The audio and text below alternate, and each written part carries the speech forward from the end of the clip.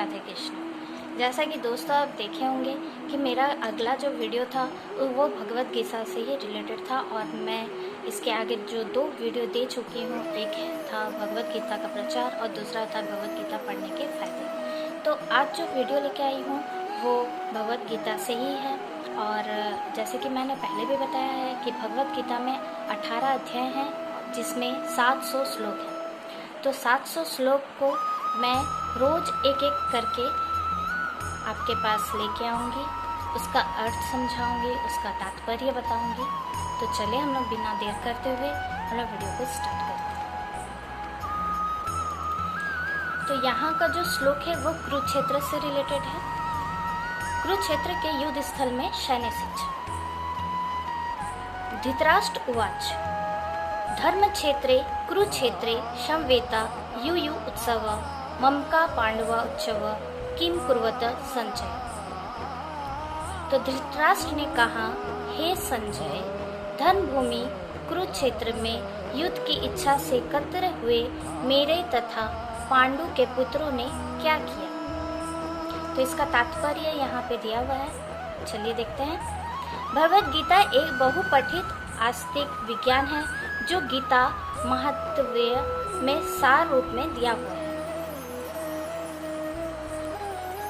इसमें यह उल्लेख है कि मनुष्य को चाहिए कि वो श्री कृष्ण की भक्ति की सहायता से सर्वेक्षण करते हुए भगवद गीता का अध्ययन करे और सर्वत्र प्रेरित व्याख्याओं के बिना उसे समझने का प्रयास करे। अर्जुन ने जिस प्रकार से साक्षात भगवान कृष्ण से गीता सुनी और उसका उपदेश ग्रहण किया, इस प्रकार की स्पष्ट अनुभूति का उदाहरण भगवद गीता में ही है। यदि उसी गुरु ब्रह्मा परम से निजी स्वार्थ से प्रेरित हुए बिना किसी को भगवद गीता समझने का सौभाग्य प्राप्त हो तो वह समस्त वैदिक ज्ञान तथा विश्व के समस्त शास्त्रों के अध्ययन को पीछे छोड़ देता है।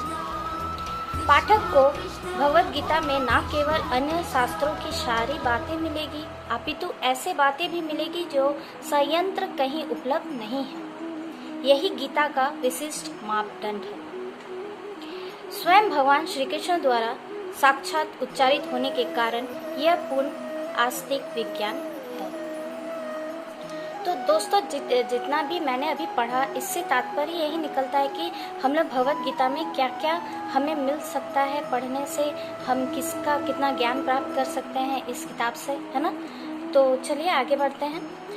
महाभारत में वर्णित धृतराष्ट्र तथा संजय की वार्ताएं इस महान दर्शन के मूल सिद्धांत का कार्य करती है। माना जाता है कि इस दर्शन की प्रस्तुति कुरुक्षेत्र के युद्ध स्थल में हुई, जो वैदिक युग से पवित्र तीर्थस्थल रहा है। इसका प्रवचन भगवान द्वारा मानव जाति के पथ प्रदर्शन हेतु तब किया गया जब वे इस लोक में स्वयं उपस्थित थे। यानी श्री कृष्ण जब स्वयं इस लोक में उपस्थित थे तब वे इस पथ प्रदर्शन का उन्होंने उल्लेख किया था। किसको? अर्जुन को, है ना। तो चलिए आगे देखते हैं फिर। धर्म क्षेत्र शब्द सार्थक है क्योंकि कुरुक्षेत्र के युद्ध स्थल में अर्जुन के पक्ष में श्री भगवान स्वयं उपस्थित थे। कौरवों का पिता धृतराष्ट्र अपने पुत्रों की विजय की संभावना के विषय में अत्यधिक स्वाधीन था। अतः इसी संदेह के कारण उसने अपने सचिव से पूछा, उन्होंने क्या किया। वह आश्वस्त था कि उसके पुत्र तथा उसके छोटे भाई पांडु के पुत्र कुरुक्षेत्र की युद्ध भूमि में निर्णयात्मक संग्राम के लिए एकत्र हुए हैं। तो अर्जुन यहाँ पे श्री कृष्ण से वे संदेहपूर्ण में थे कि मैं तो अपने भाइयों से ही लड़ने आया हूँ, अपने छोटे भाइयों से ही, है ना, अपने भाइयों से ही। तो इसके लिए वे संदेह व्यक्त कर रहे थे श्री कृष्ण से और वही भगवान कहते हैं फिर भी उसकी जिज्ञासा सार्थक है। वो नहीं चाहता कि भाइयों में कोई समझौता हो, अतः वह युद्ध भूमि में अपने पुत्रों की नियति भाग्य भावी के विषय में आश्वस्त होना चाह रहा था। क्योंकि इस युद्ध को कुरुक्षेत्र में लड़ा जाना था, जिसका उल्लेख वेदों में स्वर्ग के निवासियों के लिए भी तीर्थ स्थल के रूप में हुआ है। अतः धृतराष्ट्र अत्यंत भयभीत था कि इस पवित्र स्थल का युद्ध के परिणाम पर ना जाने कैसा भाव पड़ेगा। उसे भली भांति ज्ञात था कि उसका प्रभाव अर्जुन तथा पांडव के अन्य पुत्रों पर अत्यंत अनुकूल पड़ेगा। तो यहाँ पे धृतराष्ट्र जो थे वे बहुत ही व्याकुल हो पड़े थे कि कुरुक्षेत्र में लड़ाई होने वाली है, भाइयों भाइयों में समझौता नहीं हो के वहाँ युद्ध होने वाला है और एक दूसरे के साथ वे लड़ने वाले हैं। तो जिसके कारण उन्हें बहुत ही चिंता होने लगी थी। इस कारण वो अपनी चिंता को व्यक्त कर रहे थे और अत्यंत अनुकूल हो पड़े थे। ठीक है,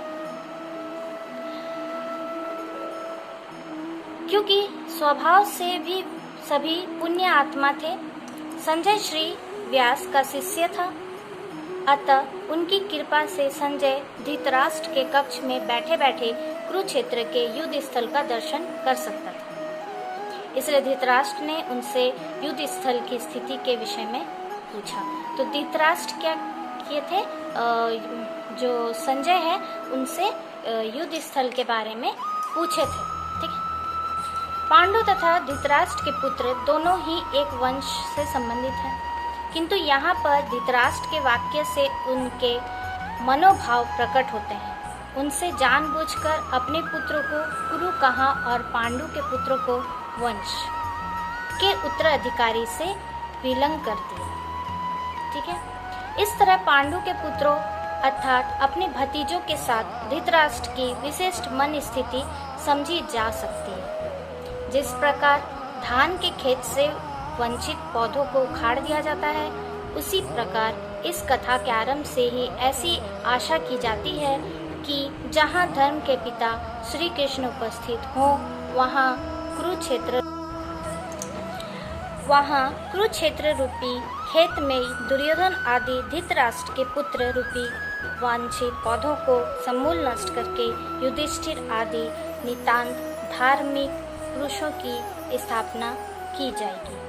यहाँ धर्म क्षेत्र तथा कुरुक्षेत्र शब्दों की उनकी ऐतिहासिक तथा वैदिक महत्ता के अतिरिक्त यही सार्थकता है। तो यहाँ पे आप समझ गए होंगे इस श्लोक में कि यहाँ पे धृतराष्ट्र और संजय के बीच वार्तालाप हो रहा है, जिसमें धृतराष्ट्र अपने पुत्र है ना कौरवों के बारे में ज़्यादा चिंतित हैं और पांडव पुत्र को सिर्फ वंश से लिंगित किया गया है। तो जैसा कि वो कुरुक्षेत्र के विषय में आगे से सोच रहे हैं, समझ रहे हैं कि इसके आगे कैसे होगा या किस प्रकार से किया जाएगा, तो इसी से वे चिंतित हैं। तो दोस्तों आज देखिए कि हम लोगों ने एक श्लोक का अर्थ अनुवाद अच्छी तरह से कर लिया है। मिलते हैं नेक्स्ट वीडियो में नए श्लोक के साथ और फिर आप मेरे साथ जुड़ते हुए रहें। अभी तक अगर आपने मेरे चैनल को लाइक सब्सक्राइब शेयर नहीं किया तो आप जल्दी से कर लीजिए, मेरे साथ जुड़ते हुए रहें और भी हर जगह शेयर कीजिए मेरे वीडियो को, ताकि उन तक भी ये पहुँचे।